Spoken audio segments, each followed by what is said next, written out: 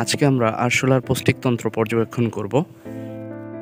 এর জন্য শুরুতে এর পাখনা এবং পা কেটে নিতে হবে। আরশোলার পৃষ্ঠীয় দিকে 2 জোড়া পাখনা থাকে। উপরের জোড়া পাখনা বা ডানাকে বলা হয় এলিট্রা এবং নিচের জোড়া ডানা হচ্ছে এর উড্ডয়ন ডানা।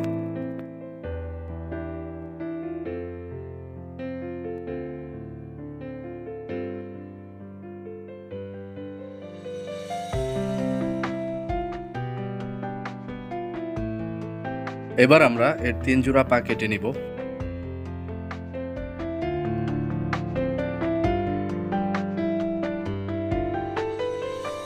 ডানা এবং পা কেটে নেওয়ার পর আমরা মোমের ট্রেতে পানি নিয়ে নিব।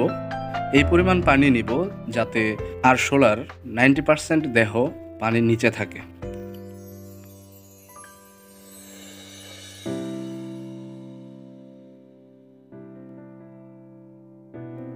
আরশোলার এই পৃষ্ঠীয় বা ডরসাল সাইড এটাকে বলা হয় টারগাম এবং অঙ্কীয় বা এই ভেন্ট্রাল সাইডকে এটাকে বলা হয় স্টারনাম। টারগাম এবং স্টারনাম ল্যাটারাল সাইডে বা পার্শ্বীয় দিকে প্লুরা দ্বারা আবদ্ধ থাকে। যেহেতু এটি অমেরুদণ্ডী প্রাণী তাই পৃষ্ঠীয় দিক থেকে ডিসেকশন করতে হবে এবং এই অংশটা হচ্ছে প্রোনোটাম। আমাদের এই প্রোনোটাম পর্যন্ত প্লিউরাটাকে ল্যাটারাল সাইডের যে প্লিউরা আছে এটা কেটে ফেলতে হবে।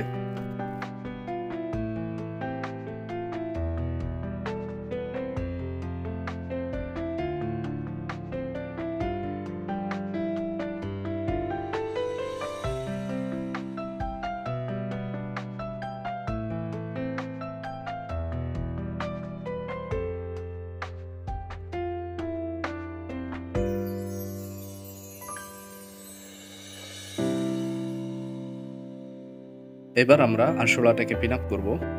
এক্ষেত্রে একটি পিন মস্তকে 45 ডিগ্রি অ্যাঙ্গেলে, আরেকটি পিন উদরীয় শেষ খণ্ডকে 45 ডিগ্রি অ্যাঙ্গেলে দিয়ে পিন আপ করব।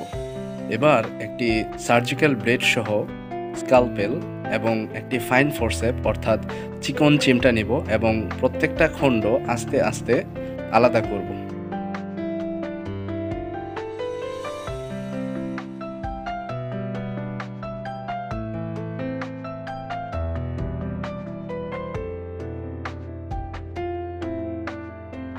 সবগুলো খণ্ডক আলাদা করার পর শেষের এই খণ্ডকটি অর্থাৎ প্রোনোটাম আলাদা করার সময় আমাদের খুব সাবধানে এই কাজটি করতে হবে যাতে প্রোনোটামের নিচে থাকা লালা গ্রন্থি সুরক্ষিত থাকে।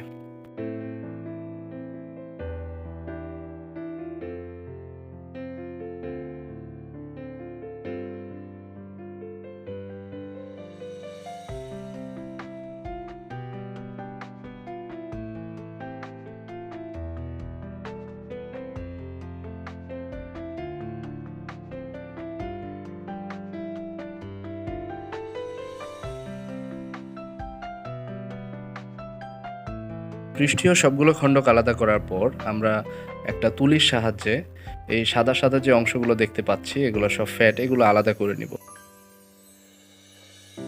খুব সাবধানে এই কাজটি করতে হবে যাতে পৌষ্টিক নালী ছিঁড়ে না যায়।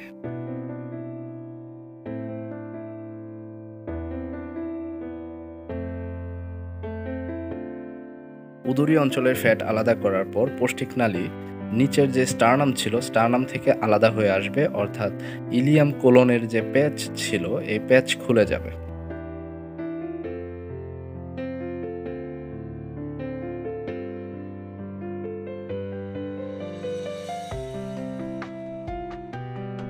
ধীরে ধীরে ফ্যাটগুলো পরিষ্কার করলে আমাদের পৌষ্টিক নালীটা সুস্পষ্ট হয়ে উঠবে।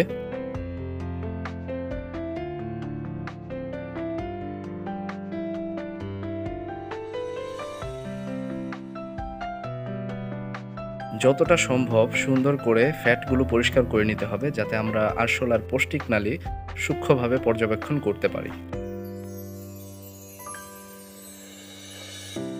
এবার পৌষ্টিক নালীটাকে উদরীয় অঞ্চল বা স্টারনাম থেকে আলাদা করে পিন আপ করে নিব।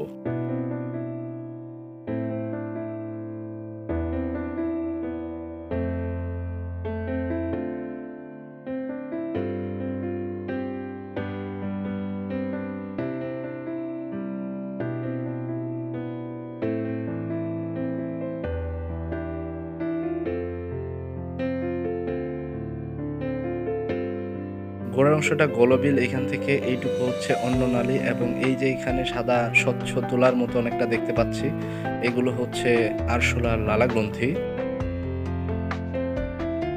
এই স্ফীত অংশটুকুকে বলা হয় ক্রপ, এবং এই যে এই জায়গাটা এটাকে বলা হয় গিজার্ড, এবং এই যে তন্তুর মতো অংশগুলো দেখতে পাচ্ছি এগুলোকে হেপাটিক সিকা বা গ্যাস্ট্রিক সিকা বলা হয়। এই হলুদ অংশগুলোকে বলা হয় মালপিজিয়ান নালিকা, এবং মালপিজিয়ান নালিকার পরে এই সংক্ষিপ্ত সরু অংশটি হচ্ছে ইলিয়াম। ইলিয়ামের পরে এখান থেকে এই পর্যন্ত অংশটাকে বলা হয় কোলন, এবং কোলন পরবর্তী স্ফীত অংশটাকে বলা হয় রেকটাম বা মলাশয়। উদরীয় অঞ্চলে থাকা এই সাদা অংশটি মূলত আরশোলার নার্ভ কর্ড। তো এই ছিল আজকের আরশোলার পৌষ্টিকতন্ত্র পর্যবেক্ষণ। ধন্যবাদ সবাইকে।